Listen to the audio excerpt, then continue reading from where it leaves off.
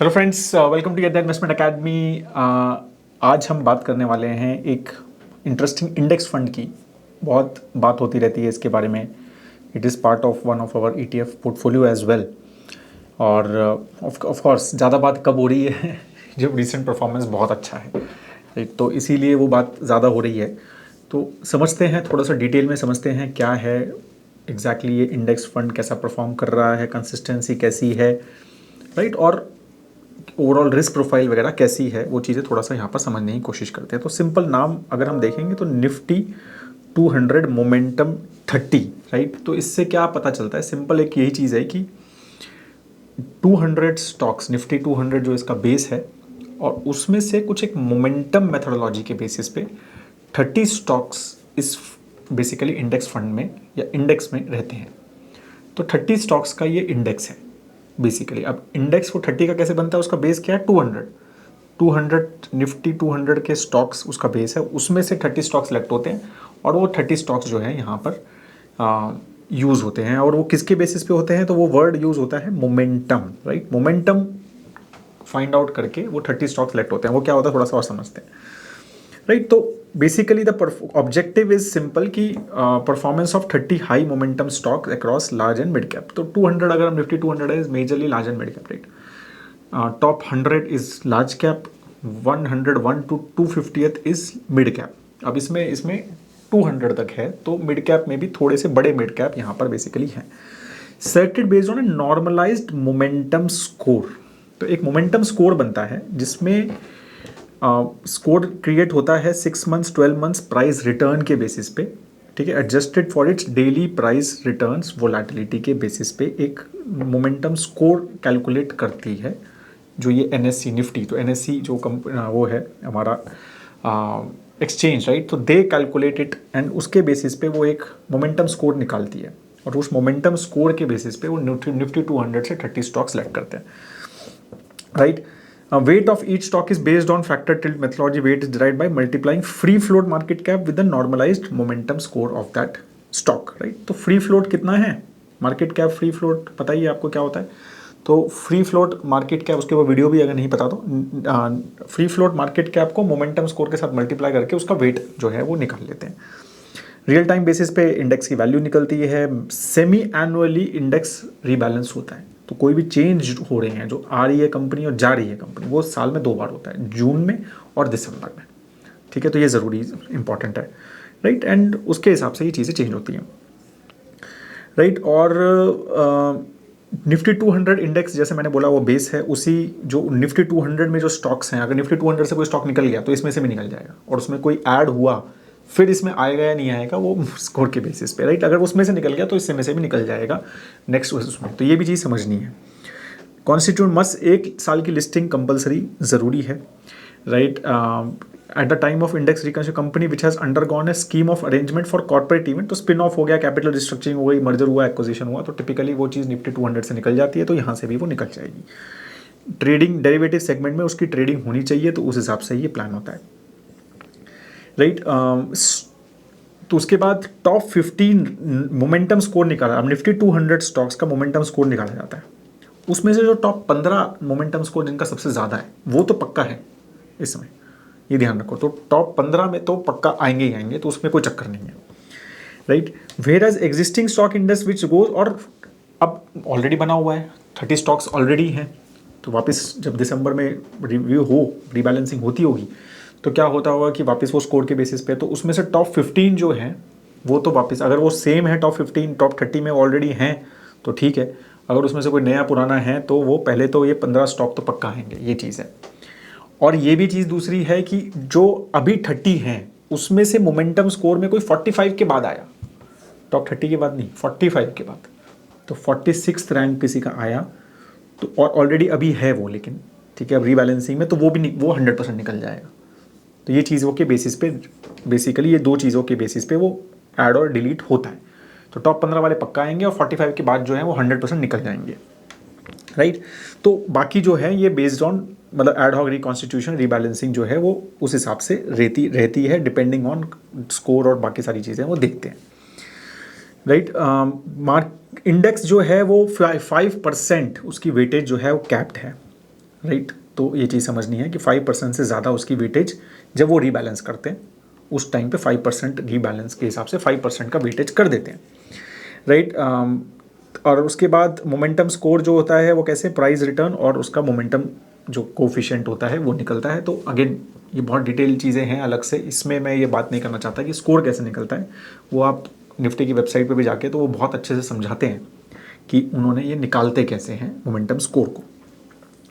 तो अब हमारा फोकस है कि इंडेक्स कर कैसा रहा है, राइट। तो रिसेंट चेंजेस जो जून 2024 में हुए, तो पहले तो बहुत सारे चेंजेस होते हैं क्योंकि एक तो मोमेंटम ड्रिवन टिपिकली जो मेथोडोलॉजीज होती हैं, जैसे हमारा क्वांट पोर्टफोलियो भी है मॉडल पोर्टफोलियोज में, तो वो भी एक काफ़ी मोमेंटम ड्रिवन उसमें रहता है। बट बाकी ऑब्वियसली सबकी मेथोडोलॉजी थोड़ी अलग है, हमारी थोड़ी अलग है, आई एम श्योर निफ्टी की थोड़ी अलग होगी, राइट। हम क्वार्टरली करते हैं रीबैलेंसिंग, ये 6 मंथ्स में करते हैं, तो there will be different things. But हमारा BSE 500 है, इनका निफ्टी 200 है, तो ये सारी चीज़ें डिफरेंट हैं। But again as a set कि टिपिकली अगर आप मोमेंटम ड्रिवन कोई भी पोर्टफोलियो में जाओगे या इंडेक्स में जाओगे तो यू हैव टू एक्सपेक्ट कि there will be lot of changes in that index.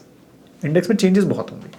तो अब देखो आप यहाँ पर जून 2024 में 30 में से 13 स्टॉक तो चेंज हो गए, ठीक है। तो भारतीय एयरटेल आया, अदानी आया, ये आया सब, और ये सब चले गए, राइट। अभी गए हैं तो वो भी अच्छी कंपनीज है, बट वही है मैं जैसा बोल रहा हूँ कि इसमें कोई फंडामेंटल एनालिसिस नहीं हो रहा है, राइट। इसमें कि कंपनी अच्छी है या नहीं है, इसका कोई fundamentally they are not checking, they are checking वो फंडामेंटल तो उन्होंने यही चेक कर लिया कि निफ्टी 200 में है, तो ये फंडामेंटल है कि भाई बड़ी कंपनी है, राइट। बाकी जो वो चेक कर रहे हैं वो सिर्फ मोमेंटम स्कोर, जो उसकी प्राइसिंग चेंज हो रही है, उसका वॉल्यूम है, उन सब चीज़ों के बेसिस पे, उनके कुछ पैरामीटर्स हैं, उसके बेसिस पे वो चेक कर रहे हैं। अब उसमें से 13 कंपनी उन्होंने इस रीबैलेंसिंग में, जून की रीबैलेंसिंग में चेंज कर दी। उनके हिसाब से इन कंपनीज में ज़्यादा मोमेंटम है as compare to these companies, right. तो ये चीज़ सिंपल है। अगर हम दिसंबर में देखें तो 18 कंपनी चेंज हुई थी, अब 30 में से 18 चेंज, तो मतलब मोर और लेस आप देखोगे तो अच्छा खासा पोर्टफोलियो चेंज हो जाता है जब रीबैलेंसिंग होती है, राइट। तो अगेन अब आप देखो यहाँ पर कितने सारे स्टॉक्स चेंज, अब देखो यहाँ स्कॉट्स आया दिसंबर में और यहाँ स्कॉट चला गया, तो 6 महीने में आया और 6 महीने में चला गया। तो एक वो चीज़ समझनी है, this is how it happens. And as I said कि हमारा क्वांट वो भी ऐसा ही है, वो इससे भी ज़्यादा होती है कभी कभी उसमें। तो this is how this momentum driven index funds portfolios work, ठीक है। तो ये हमें समझना है कि there will be lot of churn in these portfolios. अब करंट जो पोर्टफोलियो है वो ये है, टॉप 30 कंपनी जो है करंटली ये हैं। अब इसमें से मिड कैप भी हैं कुछ, ऑब्वियसली मतलब जो 100 के बाद हैं, और कुछ लार्ज कैप्स हैं, ठीक है। तो ट्रेंड अभी 6.33 पे है। अभी 6.33 कैसे हो गया, आप कहोगे 5%, तो इसका वेटेज कैप्ड है, तो इसीलिए है क्योंकि ये जो कैपिंग है ये जब रीबैलेंसिंग के टाइम पे होती है, उसके बाद ऑब्वियसली ट्रेंड शायद ज़्यादा बढ़ गया होगा तो उसका वेटेज बढ़ गया, राइट। तो ऐसा ही है, टाटा मोटर्स बढ़ गया होगा तो उसका वेटेज बढ़ गया, तो इस तरह से ये चीज़ें चलती हैं, राइट। तो अब जो है ये करंटली पोर्टफोलियो, करंट जो पोर्टफोलियो है वो ये है। अब इट में चेंज कम्प्लीटली, दिसंबर में रीबैलेंसिंग होगी तो हो सकता है इसमें से फिर से 15-20 कंपनी चेंज हो जाए, ठीक है। तो ये चीज़ हमें समझनी है। तो इससे इसका करंट कॉन्स्टिट्यूएंट का एनालिसिस करने का कुछ ज़्यादा सेंस नहीं है, बस यही चीज़ समझनी है कि वेटेज जो है काफ़ी डाइवर्सिफाइड है, किसी पे एक कॉन्स्टिट्यूएंट पे बहुत ज़्यादा डिपेंडेंस नहीं है आपकी। ऐसा नहीं है कि भाई फर्स्ट जैसे टिपिकली निफ्टी 50 वगैरह में होता है कि टॉप 3-4 कंपनीज पे बहुत ज़्यादा वेटेज होती है, रिलायंस हो गया, HDFC बैंक वगैरह हो गया, TCS हो गया, तो या इन्फोसिस हो गया, तो इन पे वेटेज बहुत ज़्यादा होती है। बट यहाँ ऐसा नहीं है, यहाँ पे ये 6 या 5, तो मतलब अच्छा खासा एक डाइवर्सिफाइड पोर्टफोलियो आपका है। तो वो चीज़ थोड़ी सी यहाँ पर रिस्क थोड़ा मतलब वो आपका बेटर है। Sector allocation again it doesn't make too much sense, but currently ऐसा है, राइट। ऑटोमोबाइल मतलब अब आप अगर ये समझना चाह रहे हैं कि मोमेंटम कहाँ है मार्केट में, तो यहाँ है तो ऑटो और ऑटोमोबाइल, ऑटो कंपोनेंट में मोमेंटम है इसके हिसाब से, क्योंकि 23% एलोकेशन वहाँ है, 15% कैपिटल गुड्स में है, हेल्थ केयर में 18% है, फाइनेंशियल सर्विसेज में 12% है, तो बाकी ये सब तरह। तो अब कहाँ पे मोमेंटम है मार्केट में, तो ऑटो में मोमेंटम है, कैपिटल गुड्स में मोमेंटम है, हेल्थ में मोमेंटम है, ठीक है। तो ये चीज़ भी, तो थोड़ा बहुत एनालिसिस आप यहाँ से भी समझ सकते हैं। अगर आप डायरेक्ट स्टॉक इन्वेस्टर भी हैं तो ये चीज़ें भी थोड़ा सा हेल्प कर देता है कभी कभी, राइट। तो कहाँ है ये चीज़ समझ रहे हैं। अब हम समझते हैं थोड़ा सा मूल्य पे, राइट, रिटर्न्स कैसे हैं। तो of course as I said recency bias तो है ही, क्योंकि अभी बहुत अच्छा किया है। तो लास्ट 1 ईयर में 58% रिटर्न दिए हैं, राइट, निफ्टी 200 के मुकाबले। निफ्टी 200 को बेंचमार्क रखा है क्योंकि वही उसका बेस है, और उसने 35% दिए। तो अभी निफ्टी 200 में से 30 कंपनी निकाल के इसने बहुत ज़बरदस्त परफॉर्म किया है 3 ईयर्स में, 5 ईयर्स में और 10 ईयर्स में। मतलब ज़बरदस्त एक परफॉर्मेंस है ओवरऑल इंडेक्स लेवल पे, अगर हम 19 सितंबर 2024 लेवल पे देखें तो, तो क्लियर है कि यहाँ तो कुछ है ही नहीं, कोई क्वेश्चन ही नहीं है, बहुत ज़बरदस्त परफॉर्मेंस है। अब कैलेंडर में जाते हैं, थोड़ी कंसिस्टेंसी भी देख लेते हैं, तो कंसिस्टेंसी भी दिख रही है यहाँ पे। तो अब आप देखोगे YTD भी 33, 2023 में भी बहुत अच्छा परफॉर्मेंस, 2022 में खराब परफॉर्मेंस था, काफ़ी मोमेंटम बिल्कुल ही नहीं था लगता 2022 में।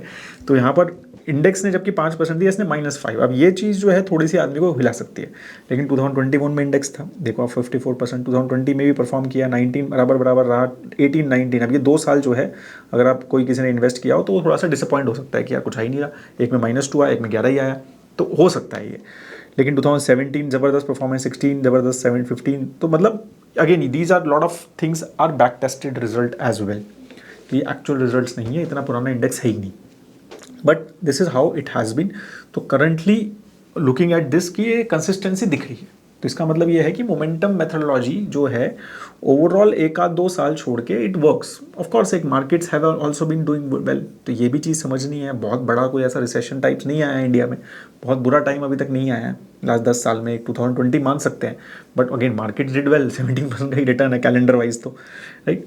तो ये सारी चीज़ें भी हमें समझनी है कि मोमेंटम जब नहीं होता है, ये रिस्क आपको यहाँ पर समझना बहुत ज़रूरी है। 2022 बहुत क्लास एग्जाम्पल है इसमें, राइट। तो risk associated is still higher, right, but वही मैं कह रहा हूँ कि performance has been so good कि थोड़ा बहुत हाई रिस्क इन्वेस्टर्स के लिए एक इंटरेस्टिंग फंड लग रहा है। अब हम रोलिंग में भी जाएंगे तो यही चीज़ यहाँ पर भी है, राइट। तो कंसिस्टेंटली नंबर जो है निफ्टी 200 से बेटर है कंसिस्टेंटली, ठीक है। तो वो तो खैर एक्सपेक्टेड ही है, जब हमने कैलेंडर देख लिया और ट्रेलिंग देख लिया, तो वो भी यहाँ पर बेटर है, राइट।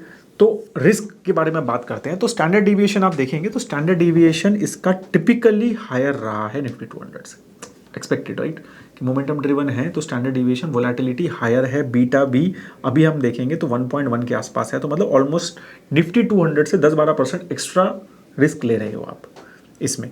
स्टैंडर्ड डिविएशन भी वैसा ही है, निफ्टी 200 का स्टैंडर्ड डिविएशन करंटली जो मैं देख रहा हूँ अराउंड राइट 13 के आसपास है, 13.5 के आसपास, और इसका जो है वो अराउंड 16.5 के आसपास है। तो अच्छा खासा ज़्यादा वोलेटाइल ये इंडेक्स है, तो रिस्क एसोसिएटेड आपको समझना है, राइट। अल्फ़ा लेकिन जनरेट किया है उसने, और वो हमें दिख रहा है, अल्फ़ा कंसिस्टेंटली जनरेट किया है, राइट। एक आध 2022 को छोड़ के जब जीरो हो गया था alpha almost, but consistently alpha जो है इंडेक्स ने जनरेट किया है based on these things, right. तो ये चीज़ें हमें समझनी है, राइट। अब कौन कौन से बहुत सारे इंडेक्स फंड्स और बहुत सारे ETFs इसमें लॉन्च हो चुके हैं, राइट, क्योंकि obviously performance has been so good, तो और सब जो है लास्ट 2 साल में ही हुए हैं। अब देखो, अब 2021 मक्का सबसे पुराना है UTI का, ठीक है, उसके बाद 2022, 24, 22, 23, तो ऑब्वियसली फंड ही जो इंडेक्स ही है वो नया है। तो इसीलिए ये भी चीज़ समझनी है, ये एक और चीज़ें समझनी है कि ये काफ़ी सारा डेटा जो है वो कौन सा है, वो बैक टेस्टेड डेटा है, एक्चुअल डेटा नहीं है इंडेक्स का। एक्चुअल परफॉर्मेंस ऑफ इंडेक्स जो है आगे ये कंसिस्टेंटली कर पाएगा या नहीं कर पाएगा, क्योंकि बैक टेस्टिंग के बेसिस पे इंडेक्स बनाना कोई बड़ी बात नहीं है। मेथोडोलॉजी बनाना और उसको लगना कि यार देखो ये कंसिस्टेंटली अच्छा कर रहा है, आगे भी अच्छा करेगा, हो सकता है कर भी ले, हो सकता है ना भी करे, लेकिन ये चीज़ रिस्क आप समझना ज़रूरी है कि ओवरऑल जो है ये लास्ट 3 साल मैक्सिमम ही हुए हैं इसको टेस्ट हुए हुए, और 3 साल में परफॉर्मेंस एक्सेप्शनल है, नो डाउट इन इट, ठीक है। तो मेरा थॉट यही है कि it is for high risk investors, right, जो कि large and mid cap oriented एक इंडेक्स में इन्वेस्ट करना चाह रहे हैं, राइट, और एक मोमेंटम बेस्ड एनीवेज एक हायर रिस्क मेथोडोलॉजी है, तो वो चीज़ के हिसाब से काफ़ी हाई रिस्क इन्वेस्टर्स के लिए है। टिपिकली एक large and mid cap mutual fund से ज़्यादा रिस्क इसमें मेरे को लगता है होगा, क्योंकि एक तो कॉन्सेंट्रेशन है, 30 स्टॉक्स है, मोमेंटम है, फिर वो रिस्क, और फिर अल्फा बीटा भी क्लियर, मतलब बीटा और स्टैंडर्ड डिविएशन भी ज़्यादा रिस्की है, और बहुत बड़ा हमारे पास बैकअप नहीं है, जो भी है वो मेजरली बैक टेस्टिंग का है। तो वो चीज़ें भी हमें हमेशा यहाँ पर समझनी है। तो ये दोनों चीज़ें आपको समझनी है। तो आप एक हाई रिस्क इन्वेस्टर हैं जो एक लार्ज एंड मिड कैप में एलोकेशन लेना चाहते हैं, ठीक है, तो yes definitely it is index you should definitely shortlist आपके कंसिडरेशन में होना चाहिए, राइट। और अगर आप एक मॉडरेट और आपको एक ज़्यादा इस तरह का रिस्क नहीं लेना है और वोलेटाइल ज़्यादा नहीं रहना है, तो फिर you can avoid this index as well. That is all I have on this. Have a great time ahead दोस्तों, जय हिंद।